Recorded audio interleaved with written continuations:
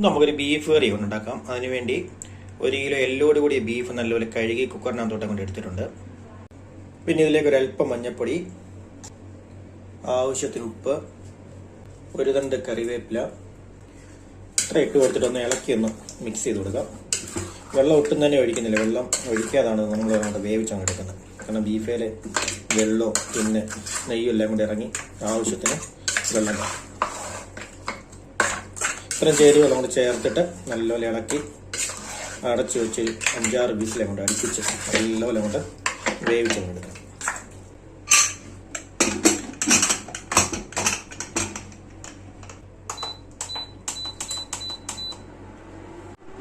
ബീഫിൽ അടച്ചങ്ങോട്ട് വെച്ചിട്ടുണ്ട്. ഇനിയും 5-6 വിസിലെ കൊണ്ട് അടിച്ച് നല്ലപോലെ ഇരുന്ന് കൊണ്ട് വേവട്ടെ.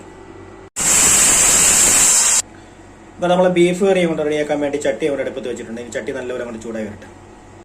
അങ്ങനെ ചട്ടി നല്ലപോലെ ചൂടായി വന്നിട്ടുണ്ട്. അതിലേക്ക് നമുക്ക് 2 സ്പൂൺ വെളിച്ചെണ്ണ കൊണ്ട് ഒഴിച്ചു കൊടുക്കാം. അധികം വെളിച്ചെണ്ണ ഒഴിച്ചു കൊടുക്കുന്നില്ല, ബീഫിൽ നെയ്യുള്ളത് കൊണ്ട് കുറച്ച് വെളിച്ചെണ്ണ ചേർത്ത് കൊടുക്കുന്നുള്ളൂ. അങ്ങനെ വെളിച്ചെണ്ണയൊക്കെ ഒഴിച്ച് വെളിച്ചെണ്ണ നല്ലപോലെ ചൂടായി വന്നിട്ടുണ്ട്. അതിലേക്ക് നമുക്ക് ഒരല്പം കടുക് ഇട്ട് പൊട്ടിക്കാം.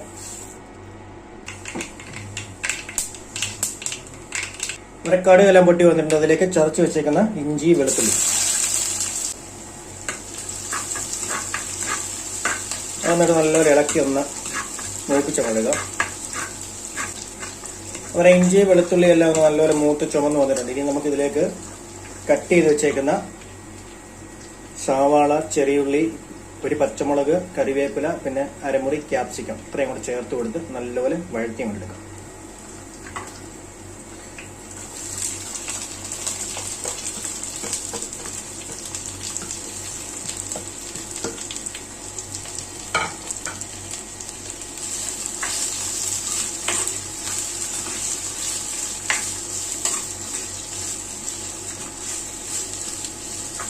സവാളയൊക്കെ കുറച്ചേ ചേർത്തിട്ടുള്ളൂ. 1 സവാളയും പിന്നെ 5-8 ചുമന്നുള്ളിയും കൂടെ ചെറുതായിട്ട് കട്ട് ചെയ്തതാണ്.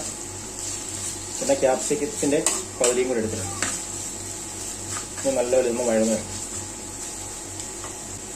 ഒരല്പം ഉപ്പം കൂടെ ചേർത്ത് കൊടുക്കാം, പെട്ടെന്ന് വഴന്നു വരാൻ വേണ്ടി.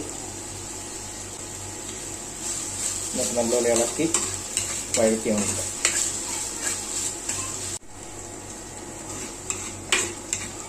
അതായത് നമ്മുടെ ഉള്ളി, സവാള, ക്യാപ്സിക്കം എല്ലാം ഒന്ന് വഴന്ന് തുടങ്ങിയിട്ടുണ്ട്. ഇനി നമുക്കിതിലേക്ക് അല്പം മഞ്ഞൾപ്പൊടി, അതുപോലെ തന്നെ ബാക്കി ചേരുവകളൊക്കെ കൊണ്ട് ചേർത്ത് കൊടുക്കാം.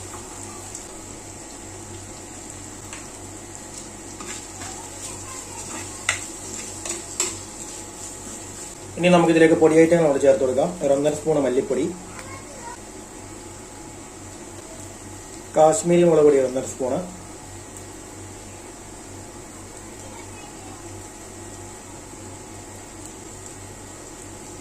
എന്നിട്ട് നല്ലപോലെ ഇളക്കി മൂപ്പിച്ച് കൊടുക്കാം. ഇനി നമ്മൾ ഇതിനകത്ത് കുറച്ചേ ചേർക്കുന്നുള്ളൂ, അതുകൊണ്ടാണ് എരിയുള്ള മുളക് പൊടി ചേർക്കുന്നത്. പിന്നെ കുരുമുളക് കൂടി ഇട്ട് കഴിയുമ്പോൾ നമുക്ക് ആവശ്യത്തിന് എരിയാവും.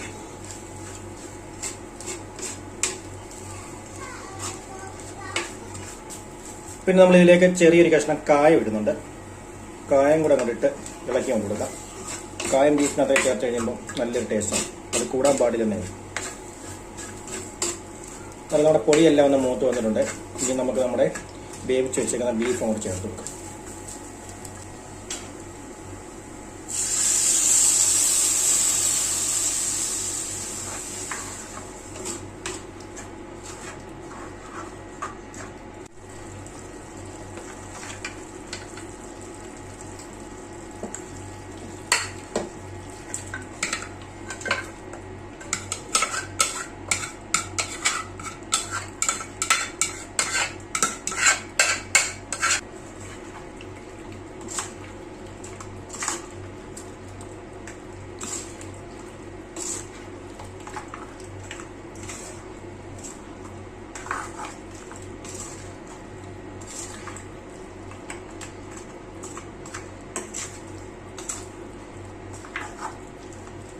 നമുക്കിനി ഇതിനകത്ത് 1 ഗ്ലാസ് വെള്ളം കൂടെ അങ്ങോട്ട് ചേർത്ത് കൊടുക്കാം. ഇത് തിളപ്പിച്ചരച്ച വെള്ളമാണ്.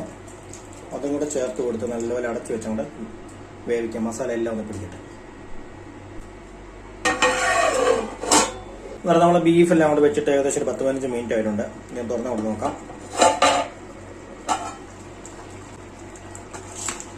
എല്ലാം നല്ലപോലെ ഒന്ന് മസാലയൊക്കെ പിടിച്ച് റെഡിയായിക്കൊണ്ടിരിക്കുകയാണ്. ഈ സമയത്ത് നമുക്ക് കുരുമുളകും ഗരം മസാലയും കൂടി ചേർത്ത് കൊടുക്കാം.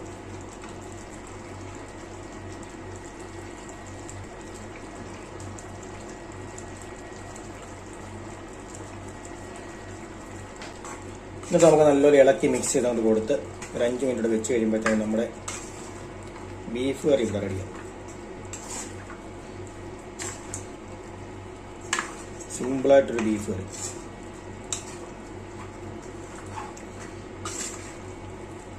അധികം എരിയൊന്നും ഇല്ലാതെ തയ്യാറാക്കിയ നമ്മുടെ സിമ്പിൾ ബീഫ് കറിയാണിത്.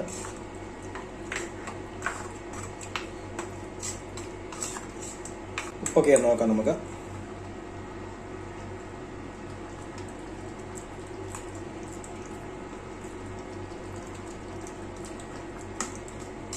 ഉപ്പൊക്കെ ഉണ്ട്. ഇനി ഒരു 5 മിനിറ്റ് കൂടെ പിടിക്കണം. ആ കുരുമുളകും ഗരം മസാലയൊക്കെ എല്ലാം ഒന്ന് പിടിക്കട്ടെ.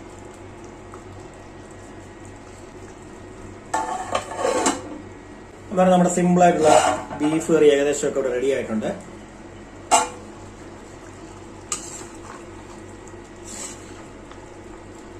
എല്ലാ മസാലകളെല്ലാം നല്ലപോലെ പിടിച്ച് കറിയൊക്കെ നല്ല സെറ്റായിട്ടുണ്ട്. ഇനി നമുക്ക് തീയൊക്കെ അങ്ങോട്ട് ഓഫ് ചെയ്ത് അങ്ങോട്ട് വെക്കണം. ഓഫ് ചെയ്ത് ഒരു 10-15 മിനിറ്റ് ഒന്ന് ഇരുന്ന് തണുത്ത് കഴിയുമ്പോഴത്തേന് ആ ഉപ്പും എരിവും എല്ലാം ഒന്ന് കഷ്ണത്തെല്ലാം പിടിച്ച് നമ്മുടെ സിമ്പിളായിട്ടുള്ള ബീഫ് കറി ഇവിടെ റെഡിയാവും.